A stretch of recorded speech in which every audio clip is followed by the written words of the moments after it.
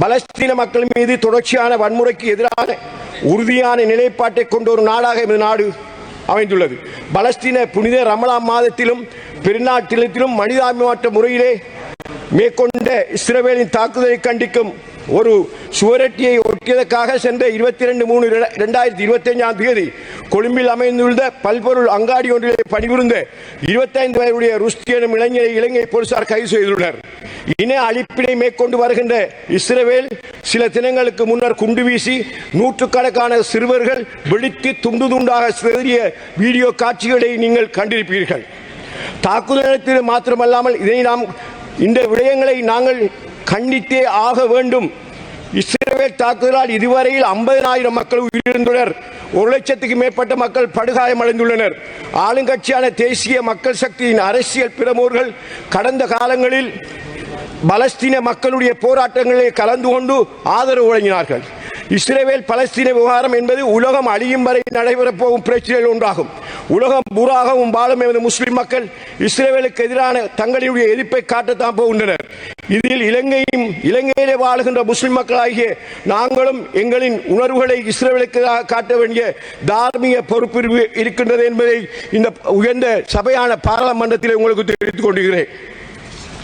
இருந்தாலும் ஆளுங்கட்சியான பின்பு பலஸ்தீன விடுதலைக்கான போராட்டத்திலே நமது ஆதரவை வெளிப்படையாகவே அரசாங்கம் வெளிப்படுத்துவதற்கு பின்வாங்கும் நிலைமையானது மனித உரிமை செயற்பாட்டாளர்கள் சந்தேகம் கொள்ளும் நிலைமையை ஏற்படுத்தியிருக்கிறது.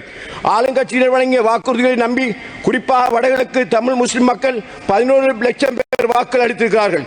புதிய அரசியல் அமைப்பை உருவாக்குவோம், பயங்கரவாத தடை சட்டத்தினை நீக்குவோம் என கூறி ஆட்சிக்கு வந்த நீங்கள் பயங்கரவாத தடை சட்டத்தை பாவித்து இஸ்ரேலின் மனிதாபிமானமற்ற படுகொலையை கண்டித்த ஸ்டிக்கர் ஒட்டிய ஒரு இளைஞரை கைது செய்து குறித்து இலங்கையிலே வாழும் முஸ்லிம் மக்கள் ஆளுங்கட்சி மீது வைத்திருந்த நம்பிக்கையில் பாதிப்பு ஏற்பட்டுள்ளது என்ற யதார்த்தத்தை உங்களுக்கு சொல்லிக்கொள்ள விரும்புகிறேன்.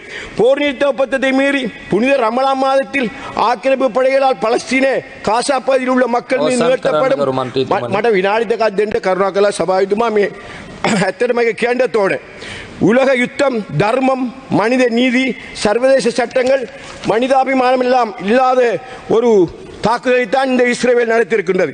இதேவேளை கைது செய்யப்பட்ட ருஷ்டி தொடர்பாக இலங்கை போலீஸ் திணைக்களத்துடைய ஊடக பேச்சாளர் திரு புத்தி மணந்துங்க கைது செய்யப்பட்ட ருஷ்டி இலங்கை உலமா சபையின் முன்னிலைப்படுத்தப்பட்டு பின்னர் அகில இலங்கை ஜமியத் உலமா சபை உண்மையிலே அவர் ஒரு சாதாரண முஸ்லிமின் நிலைமையை தாண்டிய நிலையில் இருப்பதாகவும் அவர் புனர்வாழ்வு அளிக்கப்பட்ட இருப்பதாகவும் எங்களுடைய ஜமியத் உலமா சபை சம்பந்தமான விஷயத்தை நான் பேசுவதற்கு 2 நிமிஷம் தர வேண்டும். எங்களுடைய புனித ஜமியத் உலமா சபையை போலீஸ் பேச்சாளர் பொய்யான செய்தியை விட்டிருக்கிறார். உடனடியாக ஜமியத் உலமா சபை அதை எதிர்த்திருக்கிறது. நாங்கள் அவ்வாறான எந்த விதமான தகவலும் கொடுக்க வேண்டும். இதை தற்போது தீவிரவாத விசாரணை பிரிவிலே டிஐடி அவரை 90 நாட்கள் வரை தடுப்பு காவல் வைத்திருக்க பிடிஏ சட்டத்தில் உத்தரவு பிறப்பிக்கப்பட்டுள்ளது என போலீஸ் ஊடக பேச்சாளர் சொல்கிறார்.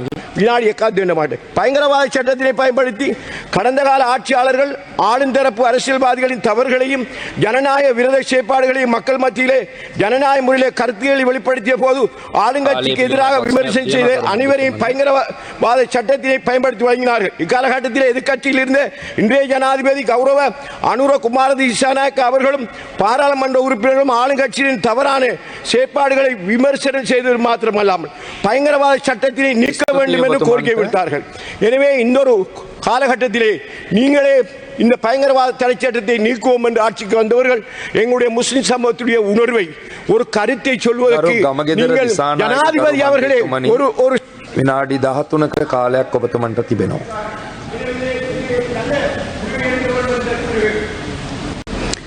ගරු මූලාසනාරූඪ මන්ත්‍රීතුමනි, අද අපේ මේ විපක්ෂයේ දිහා செய்திகளை உடனுக்குடன் தெரிந்து கொள்ள உடனே சப்ஸ்கிரைப் பண்ணுங்க.